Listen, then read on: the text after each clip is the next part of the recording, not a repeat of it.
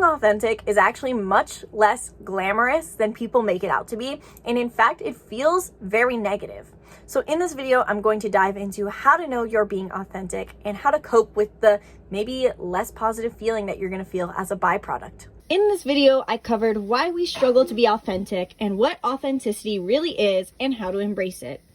If you feel like a fake, or so to say, imposter syndrome, or like no one likes you, including yourself, this video is for you.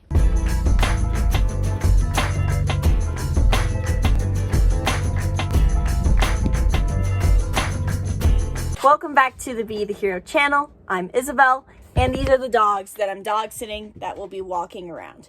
I help you understand who you are using personality typing systems and astrology so you can feel more clarity and control over your life. Now, before I dive into today's video covering how to know if you're being authentic, make sure you hit the link in the description below to book your 1-hour coaching call / reading with me, where we dive deep into your unique personality type combination and how it applies to your life so you can understand yourself and get the things you want. Now, I was inspired to film a video on this because I noticed one of my shorts that I published from another video about being authentic in love was performing fairly well. And I know that authenticity is something that I even personally really struggle with because it's easy to,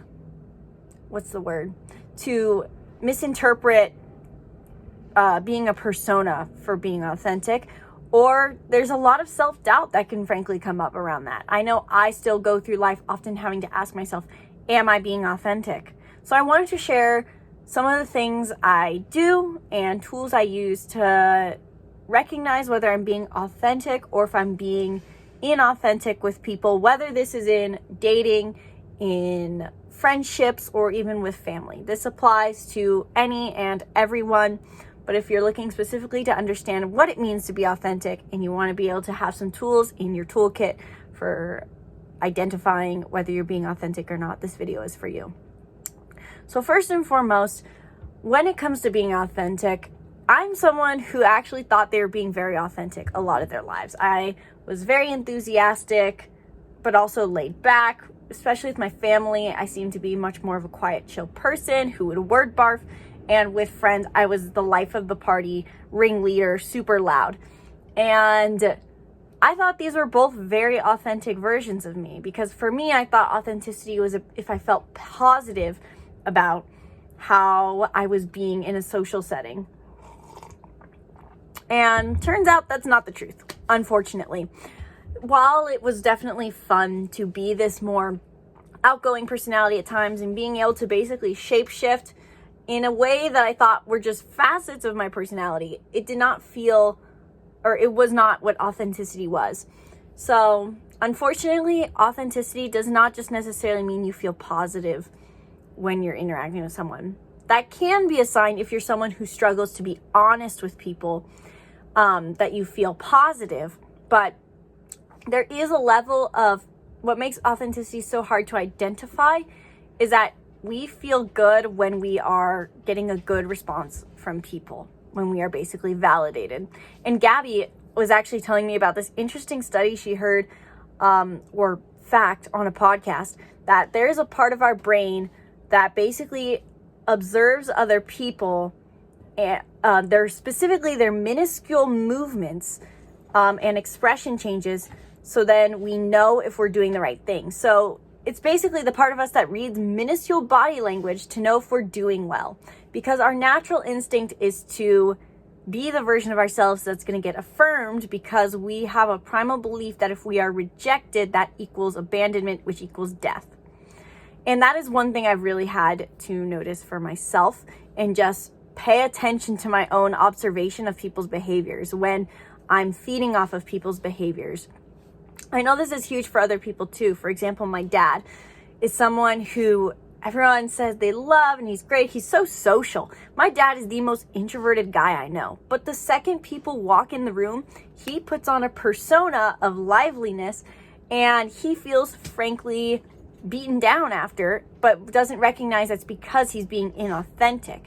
because he gets so caught up in how are people reacting to me as he's speaking that he plays into it constantly. So maybe that's a version of how inauthenticity plays out for you. But the bigger question of how do I know what my authentic self is one I've been really having to question a lot more in the last 2 years. Because as I've been more in the world, I've had to be I've gotten the opportunity to take up a lot more space, but that's not necessarily a good thing. And what really helps me do that personally, because I'm a system person who struggles with self-awareness, is knowing my personality types. And that's a lot of what I stand for here at Be the Hero.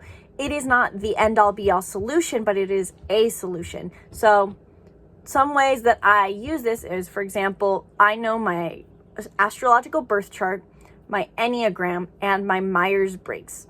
And even in just the astrological birth chart, we have multiple different areas of our personality. That is what astrology implies.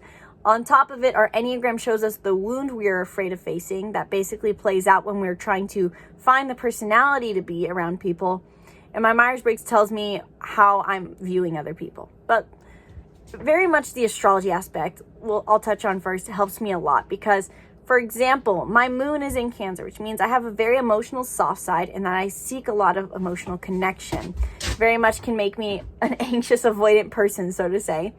Whereas I have my my Mercury in Aries, which is I speak in a very upfront, bold, and blunt way. And when I'm put into a fun situation, I hugely expand into that, and I'm very, very loud to an annoying degree, even of myself. So for me, what has really helped me with identifying if I'm being authentic is knowing those sides of myself, knowing my astrological birth chart and going, okay, here's the different potential facets or parts of my personality. Instead of seeing myself one-sided, this is who I am, seeing that I'm multifaceted, like a Rubik's Cube with multiple different sides and multiple different color combinations. And knowing that I can get pulled into one of those just in a setting based off of what other people seem open to can help me be more authentic, because I can go, oh, I'm getting pulled into this part of myself, the nurturing side of myself, when really I know I have these other parts of myself as well.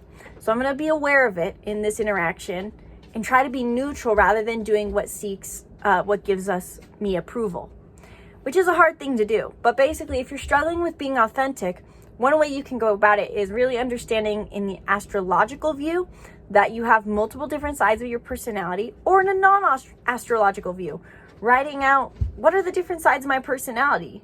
I know I like astrology because it gives me an objective look at it. I don't have to try to discover these sides of myself for me. It kind of just tells me what I am.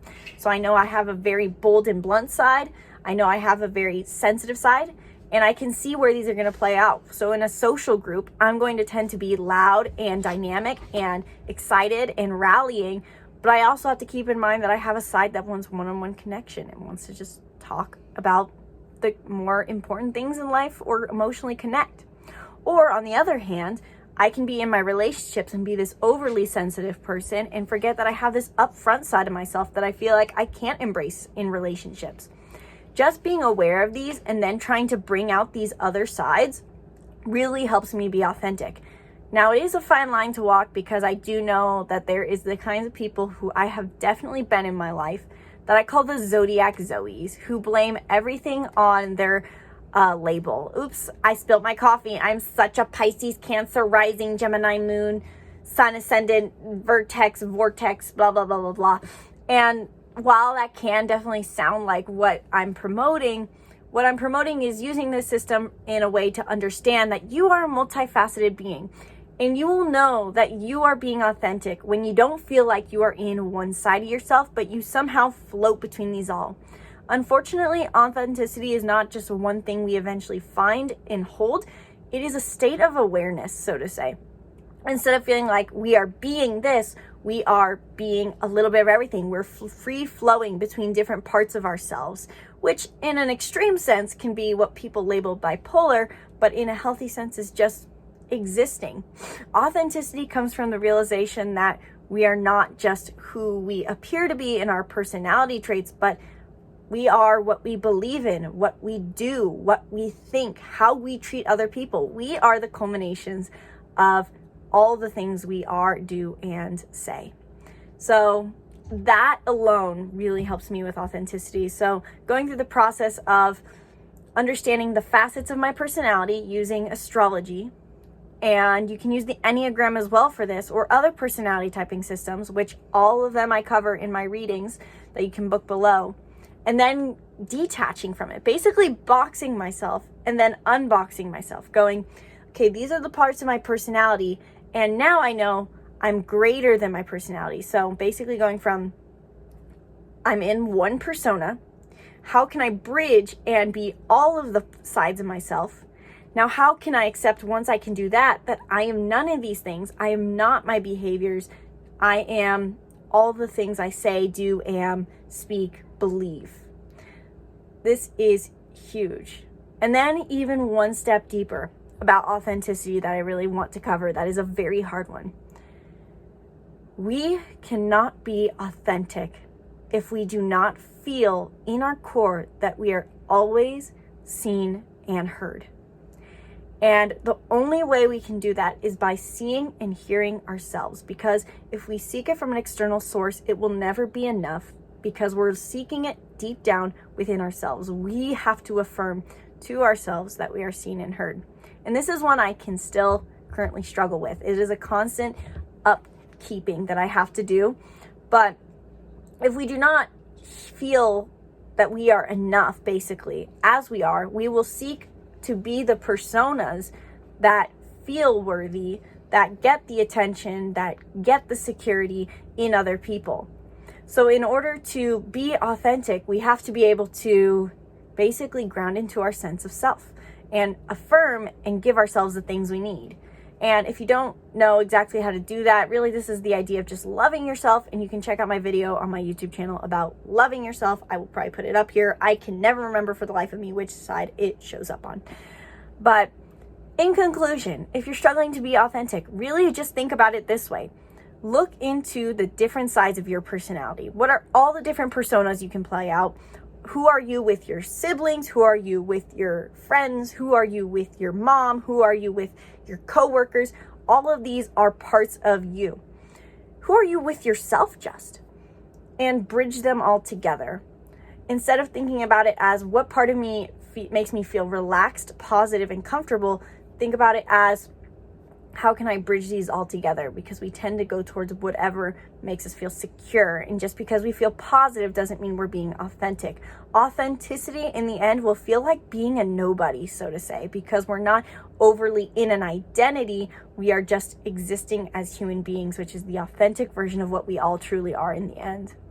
And finally, in the last part of the conclusion, you have to make yourself feel seen and heard in order to be authentic. And if you want more help learning how to feel seen and be heard, then book a reading in the link in the description below and join our free membership school, Be the Hero Academy, where we show up live every day and have resources to help you love yourself, live your best life, and find the connection both with yourself and others that you are looking for. If this sounds good to you, join Be the Hero. It is not only a membership website, but it is also an app. You can download Mighty Networks on the App Store and have our notifications go directly to your phone when we are going live and publish new content. So join Be the Hero Academy for free in the link in the description below, and book a reading if you need more help understanding the sides of yourself. And if you want more help being authentic and getting the things that you want in life, these readings are for you. So book in the link in the description below, and I look forward to working with you. Thank you guys so much for watching this video. Sincerely hope that you enjoyed it and it gave you some insights into being authentic in all of your relationships. Be sure to contemplate this and see how it shows up in your different relationships, see the different sides of yourself in your relationships, and subscribe to the YouTube channel to stay tuned for more videos breaking down who you are. Once again, my name's Isabelle, and from my heart to yours, namaste.